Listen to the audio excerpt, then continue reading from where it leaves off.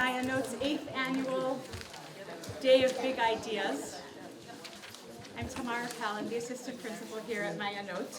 It's really my pleasure to acknowledge the presence of all of you who joined us today. This includes our principal, Mrs. Rivka Kahan, and members of our faculty, members of our board, including our board president, Mr. Saul Kasovitz, Maya Note parents, Maya Note alumni. We're thrilled to see you here. Thank you. And our students who've taken time on a day off, especially close to midterms, to come here and learn a little bit Lishma. And of course, members of our broader community who've come to learn with us. In addition, for their help in putting this event together and really helping to make it happen, I'd like to thank Mrs. Pam Ennis, Mrs. Hannah Stiefel, and Mrs. Rachel Feldman. Thank you. Finally, we welcome expressly the Brodsky family and extend our heartfelt appreciation for their sponsorship of this program once again, in loving memory of Bernice and Bernard Kramer, Zichronam Livracha, grandparents of Molly Brodsky of Maya Note's class of 2013. We thank you for your continued generosity. The Day of Big Ideas is one of the forums that we have here at Maya Note for celebrating the breadth and depth of God's universe through study with our faculty. In particular, this event embodies a set of ideals that giants of Jewish thought have extolled over the centuries. To cite just a few of the more well-known examples, in the medieval period of Sfarad, in utilizing Greek philosophy to create complex works of Jewish philosophy, Maimonides insisted that Greek thought and the worldview of the Torah share intellectual underpinnings.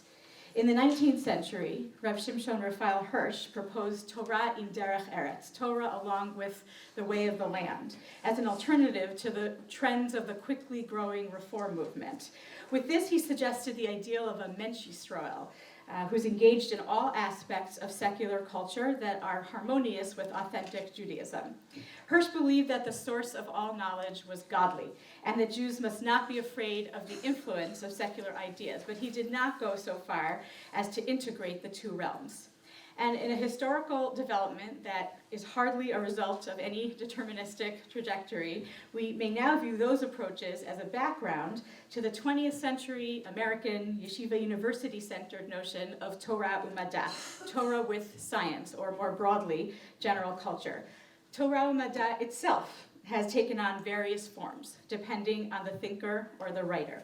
Some have embraced Mad'a as a matter of practical considerations, while others have adopted it as an ideological stance in which they seek to reconcile Torah with Mad'a. Sometimes they do this apologetically, and in other instances with wholehearted affirmation. So which approach do we propose here? I would say a little bit of this and a little bit of that, and perhaps most telling, a little bit of taking it all for granted, which is to say that we have the luxury here in this building of not only not feeling defensive about what we teach and learn and why we teach and learn it, we actively rejoice in the primacy we place on the study of Torah in all of its facets, as well as the rich role that the liberal arts and sciences and social sciences play in our development as people and as Ovdei Hashem. Our keynote speaker today represents this ideal in her clinical work as well as in her pedagogy.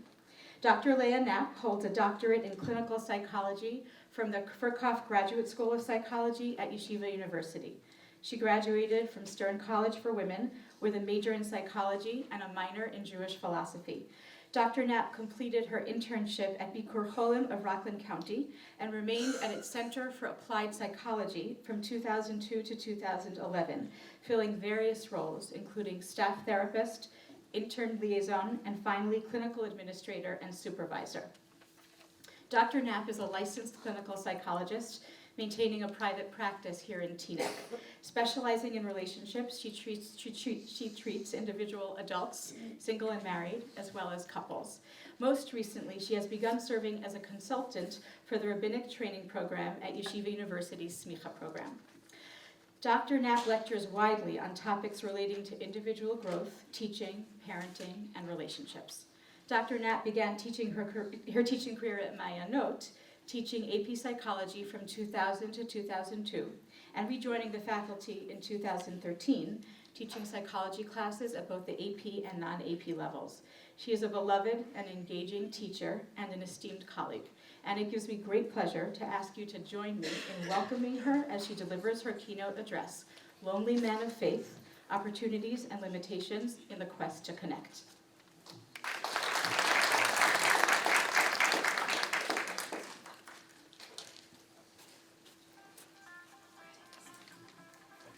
Good morning, everybody. First of all, thank you very much, Tamar. It is really a pleasure to be here in a different capacity than my usual opportunities here on Maya Note.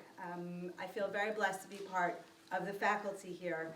It is a warm, committed, capable group of men and women who really give their best every time they appear in the classroom. We're very lucky that Maya Note has the foresight to create this program of Big Ideas, bringing the beauty and the attention present in Torah Umada and making it available to the entire broad community. Okay, what I'd like to do this morning is to present some ideas of things that I've been thinking about recently, and then I'm happy to take any questions or comments at the end. When I was a junior at Stern College for Women, circa fall 1994, I took my first Jewish philosophy class with Dr. Charles Raphael, Zachrono Livracha. I was looking to fulfill my JPhil requirement, the Jewish philosophy requirement, and finish my core classes, and it just fit pretty well into my schedule. Little did I know at the time how profoundly that choice would change me and the way that I think about the world. I was hooked. I was absolutely fascinated by Rav Soloveitchik from the get-go. And for the next 3 semesters, I loaded up on as many Jewish philosophy classes as I possibly could, ultimately adding a Jewish philosophy minor to my already declared psychology major. As a second semester senior, I was short 2 credits for a minor, and Dr. Raphael and I arranged an independent study based on the class that I took with him the semester before. In this independent study, I was to summarize Rav Soloveitchik's Lonely Man of Faith with the goal of creating a companion reader that would be able to explain in relatively simpler and more concrete terms some of what the Rav was referring to, so that one need not have an introductory course in philosophy or vocabulary before reading this incredible work. Alas, when, years later, I found said companion reader deep in the recesses of my file cabinet, I picked it up and found to my chagrin I had absolutely, positively no understanding of what I had written those many years earlier. But reviewing it reminded me how much I had been drawn to the essay of Lonely Man of Faith, and particularly in the way that it highlights the human struggle to find oneself, to find one's purpose, particularly in the context of connecting to God. I am similarly drawn to psychology, my second first love, as a method by which we gain clarity and insight into the ways that we think, feel, and behave. During my training years, I was particularly mesmerized by the process through which past relationships set the tone for future relationships. When working with someone who's experiencing psychological symptoms and deep, deep personal pain, I see how helping them unlock the link between what's happening now and what happened back then, whenever back then was, is able to result in symptom reduction and overall improved functioning. Fast forward, much of my present private practice revolves around individuals who are struggling in their relationships. Singles working on finding a mate, marrieds working on improving their relationships with spouses and children. More specifically, I've recently been hearing a lot about the struggle my patients have balancing their own needs and sense of individuality with being part of a couple. He or she is caught up in wanting to give and wanting to connect to others, but finding it difficult that when what other needs, or when connecting with other people, it requires you to ignore what you really want and what you really need. It's possible to care about others and to want to be giving and connected, but still be acutely sensitive to not wanting to lose your own sense of self and who you are and sacrifice yourself in the process. So what I'd like to do this morning is to share some of these stories with you, to paint some different pictures of how the struggle to balance connection with self-preservation plays itself out in real-life relationships. The way we can become stuck in the tug of war between, on one hand, being ourselves and maintaining our separateness, and on the other hand, giving up of ourselves so that we can be open to connecting meaningfully with others. Then, I'd like to examine selected passages and concepts from the Rav's essay, Lonely Man of Faith, and use his conceptualization of what he calls two Adams, Adam the first, Adam 1, and Adam the second, Adam 2, to frame the struggles that my patients are experiencing in their personal lives. Just a little note that all personal details and identifying information have been completely masked and adjusted in order to preserve patient confidentiality. Okay, so first some stories. Story number 1, meet Jessica. Jessica is a 30-something single mother. She was widowed when her son was a toddler and has spent the last many years living together with her son in a house that she and her husband purchased and moved into shortly before he passed away. Jessica is a fiercely independent woman. She schleps her own Costco, she changes her own light bulbs, and she even started a successful law practice completely on her own. Jessica is what we would say back in my old Bikur Cholim of Rockland days, totally geschickt. She has it all together, all of the time. She has a great, happy, well-adjusted, well-functioning child. She dresses well, she does tons of chesed, she's out there in her community. She has incredibly close relationships with her parents and her siblings, and she has more friends than anybody I've met since kindergarten. But in spite of all of that, she feels completely alone, deeply, profoundly, and incredibly alone. With all of her friends and family, she still experiences this existential loneliness that is best described in the Rav's own words, and I direct you to source 1 on your source sheets. Who knows whether the first astronaut who will land on the moon, confronted with a strange, weird, grisly paranormal, will feel a greater loneliness than Mr. X, moving along jubilantly with the crowd and exchanging greetings on New Year's Eve at a public square. Somewhat timely reference. Even when surrounded by hundreds of thousands of people, it is still possible for an individual to feel alone. It is clear to me that the fact that Jessica is coming up on a round number yahrzeit for her husband is highlighting for her the fact that she is still single. And in addition to the concrete factors related to being by yourself, being a single parent, making all decisions on your own, etc., that her sadness comes from the fact that it wasn't supposed to be this way. Don't worry, everyone told her shortly after her husband passed away. By this time next year, you will totally have moved on. You'll be snatched up in a second. And yet, here she is, still single, and still all by herself. In reality, her pain is only partially because of what is involved in being alone. The real day-to-day zingers come when it's Thursday, and she still hasn't gotten a single Shabbos invitation. When her friends complain that they're overwhelmed by how many kids they have. Hey, she says to herself and to me, I was supposed to have 4 kids, all between 18 and 20 months apart before I turned 30. But I only got to have my 1. And I'm supposed to feel badly for you because you have so many?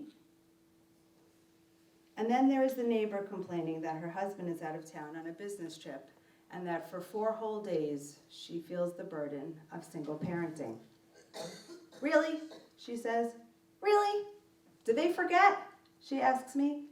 Did they not realize that I'm a single parent all the time? Does no one think of me at home all alone on Shabbos eating by myself? Is an extra 2 people that much work for you to have? Do they realize how lucky they are to have the kids that they have? To be blessed with a full house that I'll never get?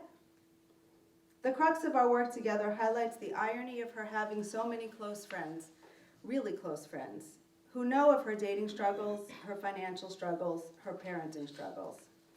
Yet somehow, this doesn't translate into the attention, the caretaking, the checking in that she is truly craving. I point out that on the outside, she seems to have it all together. She's the one her friends call for fashion advice. She's the one her friends call for cooking advice. She's the one making the party or hosting the tzedakah event. And her investing in being geschickt is done consciously and purposefully. She needs to feel competent. She needs to feel on top of her game.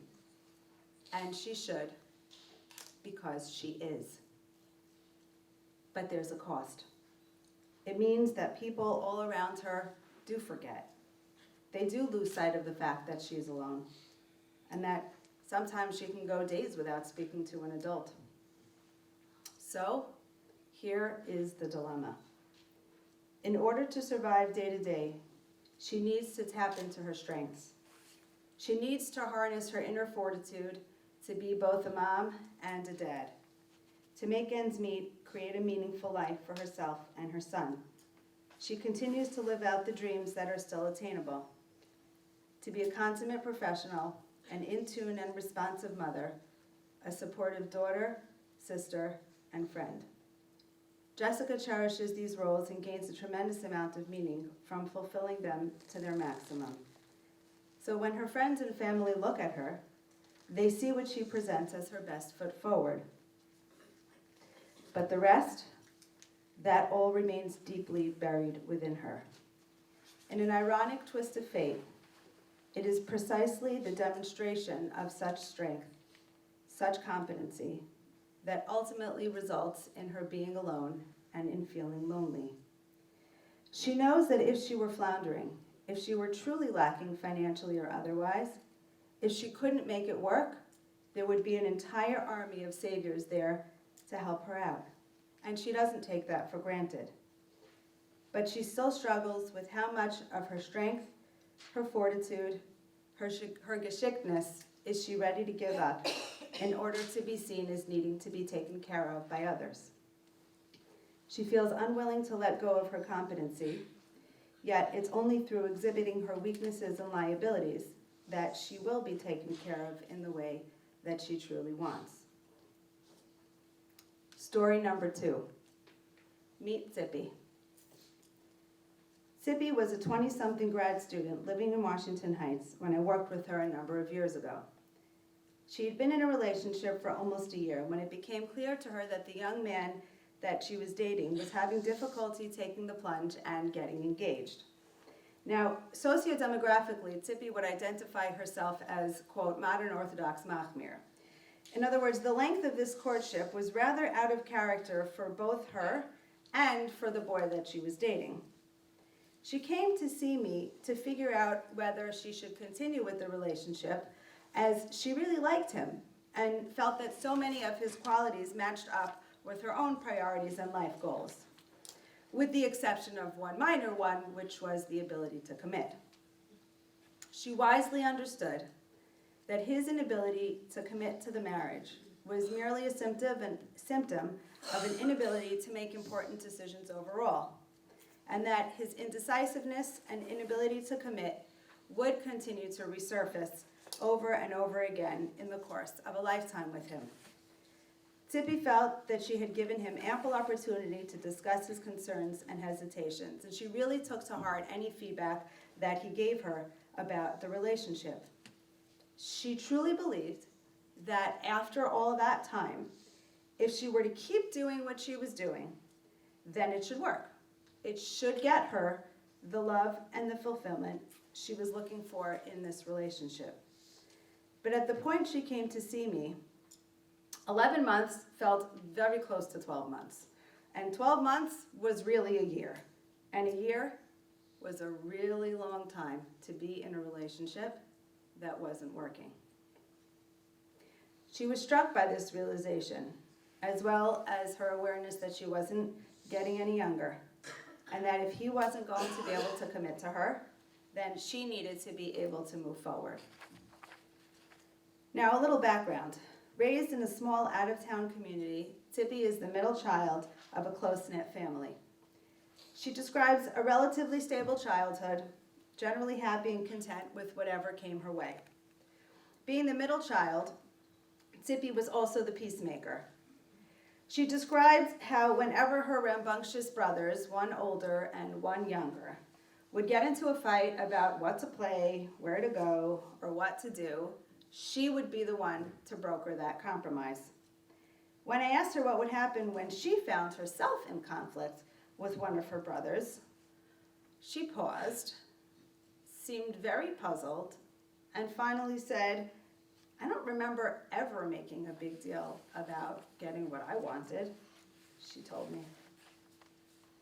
Tippy spent the better part of her yeshiva education in the Beis Yaakov system, and we talked a lot about the notion of being mevater, about putting one's own needs aside for the sake of another person.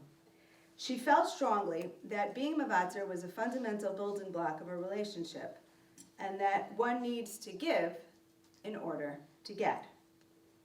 I agreed with her wholeheartedly, even when I gently reflected back to her that it seemed that all of this giving didn't result in her getting what she needed from her current relationship, a commitment and a proposal.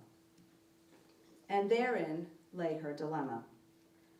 Tippy believes in giving as a fundamental building block of a good relationship. She felt strongly that her ability to ascertain other people's needs and her willingness to strive to meet those needs was a mitzvah that she worked very, very hard to cultivate and to maximize. And she was extremely proud of this strength in her character. And again, I agreed with her. However, at the end of the day, she couldn't deny the fact that all of this giving and this mevatering was making her absolutely miserable. She was giving and giving and giving. And while she felt very aligned with the goals and priorities of this young man, not to mention that after 11 months she had grown quite fond of him, she simply was not getting the support, the validation, and the commitment that she was waiting for. So she felt stuck. How could she reconcile all that she was taught about giving and really all that she believed with how unfulfilled and undervalued it was making her feel? If she were to keep giving, she would eventually lose herself. But to put her own self ahead of the relationship meant the end of the relationship. There was no way for her to accomplish both. Story number 3, meet Yaakov. Yaakov was in his mid-40s when he came to see me for help alleviating his symptoms of anxiety and depression. He was very successful professionally and financially, but had not yet found success matrimonially. He reported feeling extremely anxious at work lately, often unable to complete his assignments on time. And he couldn't make sense of this seemingly sudden onset of feeling completely out of sorts, his racing thoughts, difficulty concentrating, as well as overwhelming feelings of sadness and emptiness. A thorough intake discussion revealed a very complicated relationship history early on in Yaakov's life.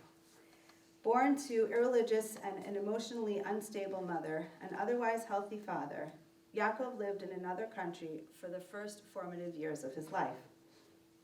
Following the sudden death of his father when he was in preschool, he immigrated to the United States along with his extended family who cared for him, as his mother was frequently unable to do so due to her illness.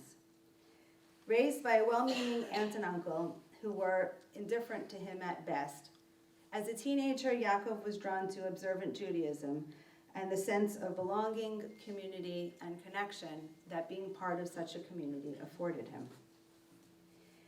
As a young adult, Yaakov craves closeness. He felt profoundly different from his peers with normal families, and he connected many of his initial professional struggles with the fact that he did not have the means and connections that everyone around him seemed to have at their fingertips. He described the vulnerability that he experienced while dating, acutely aware of the fear that he would say or do the wrong thing. He was always eager to make his partner happy. He would constantly ask what more he could do, what was he doing wrong that he could correct, what did the other person want to do, where did they want to go, where did they want to eat, etc., etc. Yet, when given any sort of negative feedback, even when directed very constructively and kindly, Yaakov would totally decompensate. He would withdraw, he would shut down, and he would otherwise become completely non-functioning. Now, recognizing the impact that this was having on his finding a wife, and determined to improve his ability to tolerate these very difficult emotions, Yaakov read every book he could get his hands on. Ever the optimist, he fundamentally believed that he could fix this on his own. After all, he reasoned, he always depended only on himself for everything. Yet, much to his chagrin, his symptoms were getting worse and not better. And so, he came to see me. During our work together, we discussed at great length his experience of being lonely and craving connections to others. I helped him understand the connection between lacking fundamental attachment relationships early in his young childhood and his primarily driven quest to find these relationships as an adult. We further drew a link between his symptoms spiking shortly before his 45th birthday, non-coincidentally, the same age his father was when he suddenly passed away. Unconsciously re-experiencing the initial profound loss, combined with the conscious reminder that life is short, his symptoms became exacerbated to the point that he could barely hold on. During the course of Yaakov's therapy, we also explored the dialectic of pursuing connection. In order for him to find the love and emotional fulfillment he was craving, he had to come face to face with all of that sadness and abandonment that he carried. But at the same time, when he was flooded with these feelings of loss, particularly at a point in time when he was the same age his father was at his passing, his anxiety and depression intensified. It felt to him like a no-win situation. In order for Yaakov to fully connect with another, he would have to become cognizant of and learn to tolerate his own vulnerability and emptiness that he so longed to fill. The Rav, Rabbi Joseph B. Soloveitchik, in his inimitable essay, Lonely Man of Faith, seeks to explore the experience of a human being in his quest for fulfilling his role on earth and his relationship with God. His discussion begins with the recognition that the Torah describes two distinctly different versions of the creation of man. In Bereshis Parak Aleph we read, source 2 on your sheet, Vayomer Elokim, Na'aseh Adam b'tzalmenu kidmusenu, vayirdu b'dgas hayam u'ba'ov hashamayim, u'ba'behema u'b'chol ha'aretz u'b'chol haremes haromes al ha'aretz. Vayivra Elokim es ha'adam b'talmo, b'tzelem Elokim bara oso, zachar u'nekeva bara osam. Vayvarech osam Elokim, vayomer lahem Elokim, peru u'revu, u'milu es ha'aretz v'kivshuha. U'redu b'dgas hayam, u'ba'ov hashamayim, u'b'chol chaya haromeses al ha'aretz. The Rav translates these psukim as follows, source 3 on your sheet. So God created man in his own image. In the image of God created he him, male and female created he them. And God blessed them, and God said unto them, Be fruitful and multiply, fill the earth and subdue it, and have dominion of the fish of the sea, over the fowl of the heaven, and over the beasts, and all over the earth. The Rav contrasts this with what is written in Bereshis Parak Beis, source number 4 on your sheet. Vayitzer Hashem Elokim es ha'adam, afar min ha'adama, vayipach ba'apav nishmas chayim, ויהי האדם לנפש חיה. ויטע השם אלוקים גן בעדן מקדם, וישם שם את האדם אשר יצר. In the Rav's translation, source 5, and the eternal God formed the man of the dust of the ground, and breathed into his nostril the breath of life, and man became a living soul. And the eternal God planted a garden eastward in Eden, and the eternal God took the man and placed him in the Garden of Eden to serve it and to keep it. In his essay, the Rav cites four main differences between these two depictions of the creation of man. And for the purposes of our conversation, we will be addressing three of these differences. Difference number one. In Perek Aleph, presenting the creation of what is from now on referred to as Adam the first, we are told that Adam is created b'tselem Elokim, in the image of God, but nothing is specified about how man is created. In Perek Beis, however, Adam the second is fashioned when God blows the breath of life into the nostrils of man, created from the dust of the earth. Difference number two. Adam the first is told, Mil'u es ha'aretz v'kivshua, fill the earth and subdue it. While Adam the second is told, Le'avda u'lishamra, cultivate it and keep it. Difference number three. In the story of Adam the first, man and woman are created simultaneously, while Adam the second is created alone, and only afterwards does Chava come join him. The remainder of the Rav's essay focuses on the development of two parallel typologies of man, reflecting dichotomous goals that man is destined to achieve. Adam the first is charged with being a creator. He is created b'tselem Elokim, in the image of God, and was told by God to be fruitful and multiply. He is given intellect to subdue nature, charged with mastering his environment with the ultimate goal of replicating it. It is through this superficial mastery of his surroundings that he engages in his service of God. Adam the second is also challenged to forge his relationship with God, though Adam the second has vastly more insight into his own experiences of self. He realizes that in order to connect to God, he must first connect with the aspect of God that is contained within himself. In contrast, Adam the first's existence on earth is predicated on his exploration of and connectedness to the external parts of life, including his external connections and relationships to human beings. And that's why he's created in conjunction with Chava. They are created simultaneously because their relationship is very superficial. And Adam 1 unites with others only for the purpose of reaching his prescribed goal, one of mastering the world and replicating it. When is Adam the first successful? When he has subdued nature through the forces he was given. When is Adam the second successful? When he realizes that there is indeed a higher force, that he is unable to conquer all. Adam the second's insight into his individual connection to God results in a disconnection from the natural world, an existence in a realm where interpersonal companionship is unattainable. Said more simply, to further his connection with God, Adam II is driven further from his connection to other human beings. And the closer he tries to get to God, the more he becomes aware that a true mutual connection with him is completely unattainable.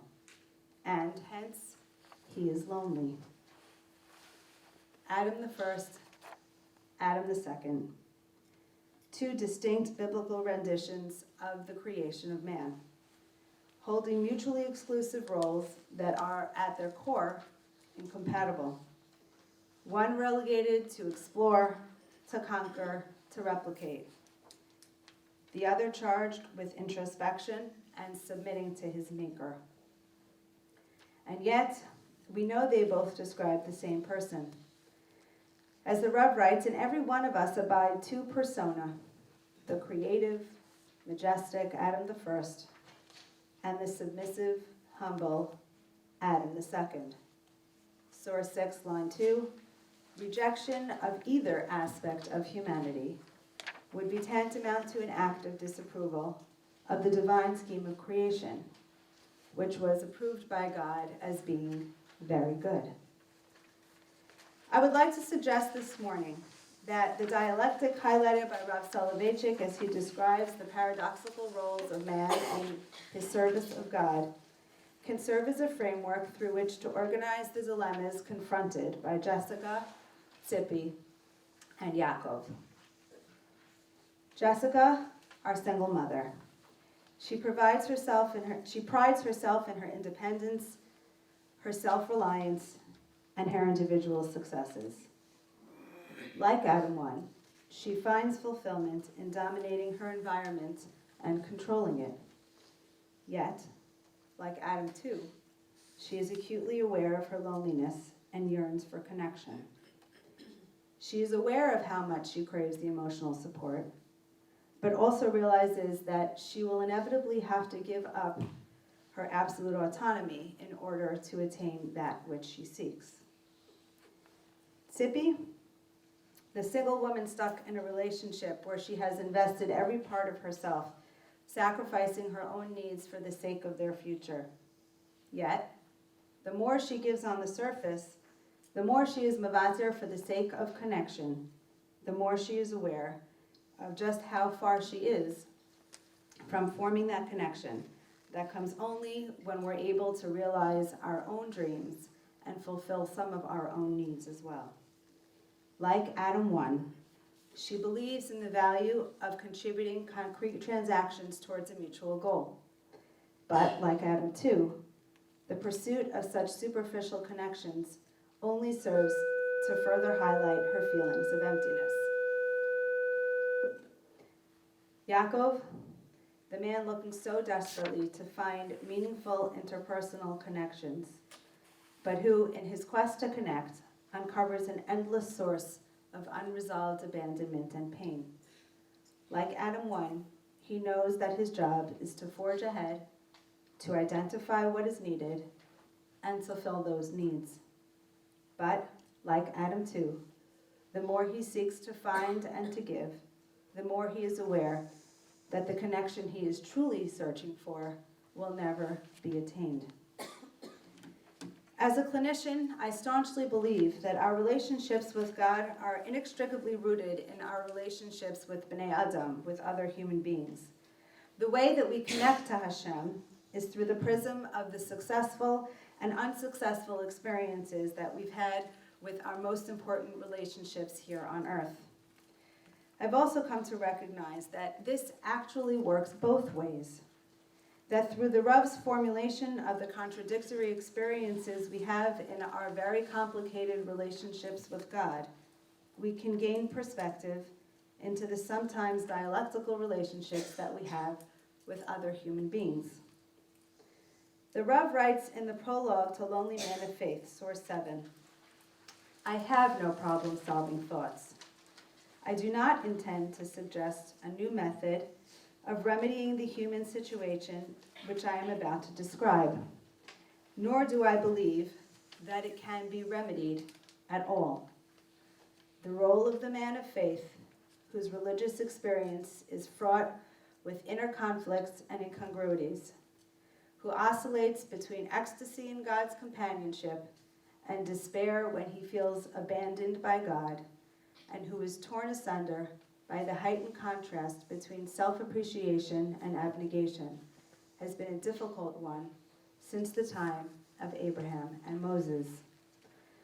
The Rav acknowledges that there really is no solution to this dilemma, that there is no way to truly reconcile our goals to connect with God as Adam 1, because it ultimately results in further distance and alienation as Adam 2.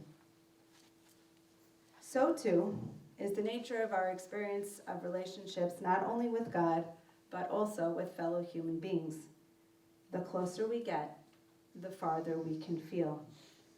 And the farther we feel, the more acutely we know loneliness.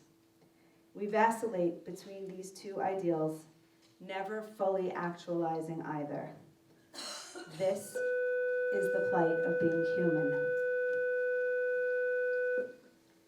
The Rav echoes this sentiment when addressing the two biblical renditions of creation, noting that, quote, the two accounts of creation of man differ considerably. He continues, source 8. However, the answer lies not in alleged dual tradition, but in a dual man, not in an imaginary contradiction between two versions, but in a real contradiction in the nature of man. The Rav, too, highlights the reciprocal nature of these relationships. Just as one's relationship with God is fundamentally rooted in one's relationship with human caretakers and authority figures, so too, the paradox inherent in our relationship with human beings can be understood through the Rav's formulation of Adam's relationship with God. What then is the purpose of therapy in a case when one is faced with unsolvable and irreconcilable dilemma? The goal of therapy is less to provide specific answers for the questions raised by these dilemmas, and more so to have the space to identify it, name it, contain it, and explore it. Through articulating the struggle, one gains validation, one gains perspective, and ultimately, one gains clarity and understanding of what it is they are facing. As the Rav writes, source 9 on your sheets, knowledge in general and self-knowledge in particular are gained not only from discovering logical answers, but also from formulating logical, even though unanswerable, questions.